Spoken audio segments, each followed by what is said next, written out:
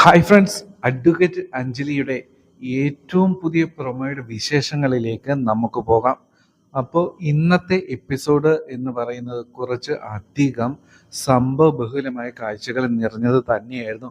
ഇനി പത്മ കേസിൽ അഞ്ജലി ഉണ്ടാവില്ല, ഇനി അതുമായി ബന്ധപ്പെട്ട് മുൻപോട്ട് പോകുവാനാകില്ല എന്ന് നമ്മുടെ അഞ്ജലി ശപഥമെടുക്കുകയാണ്. ശപഥമല്ല, ആ ഒരു അവസ്ഥയിലേക്കാണ് അഞ്ജലി എത്തിയിട്ടുള്ളത്. കാരണം അമ്മ ആത്മഹത്യ ചെയ്യും എന്നൊരവസ്ഥ വരെയാണ് അഞ്ജലിയുടെ മുൻപിൽ ഉള്ളത്.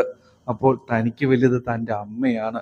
ഈ കേസിൽ വന്ന് പെട്ടതുകൊണ്ടാണ് തനിക്ക് ഇതൊക്കെ അനുഭവിക്കേണ്ടി വരുന്നത് എന്ന് അഞ്ജലി പറയുകയാണ്. എന്താണെങ്കിലും അമ്മയും ഇതൊക്കെ കേൾക്കുമ്പോൾ ആകെ വിഷമിക്കുന്നുണ്ട്. എന്താണെങ്കിലും ഏറ്റവും പുതിയ പ്രൊമോ വന്നിട്ടുണ്ട്. പ്രൊമോയിൽ അഞ്ജലിയുടെയും അമ്മയുടെ അടുത്തേക്ക് ഇന്ദിരമായി ഓടി വന്ന് പറയുകയാണ്, നിങ്ങളിവിടെ കിടന്നോ, അകത്ത് കയറി ഇരുന്നോ, അവിടെ പത്മ ഇവിടുന്ന് ഓടിപ്പോയിട്ടുണ്ട്, അവളിവിടെ കാണുന്നില്ല എന്നൊക്കെ പറയുകയാണ്.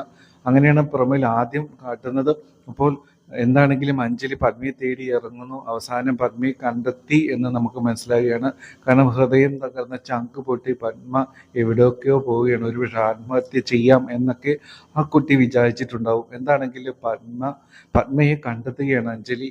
അതിനുശേഷം നമ്മൾ കാണുന്ന സീൻ എന്ന് പറയുന്നത് കുറച്ച് മാസ് സീൻ തന്നെയാണ്.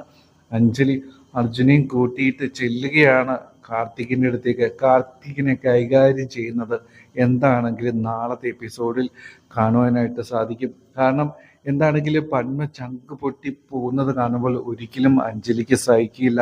അപ്പോൾ എന്താണെങ്കിലും കാർത്തികിന് വേണ്ട രീതിയിൽ കൈകാര്യം ചെയ്യാം എന്ന് അഞ്ജലി തീരുമാനിക്കുകയാണ്. അതിനുവേണ്ടി അർജുൻ്റെ സപ്പോർട്ടും എന്താണെങ്കിലും അഞ്ജലിക്കുണ്ട്.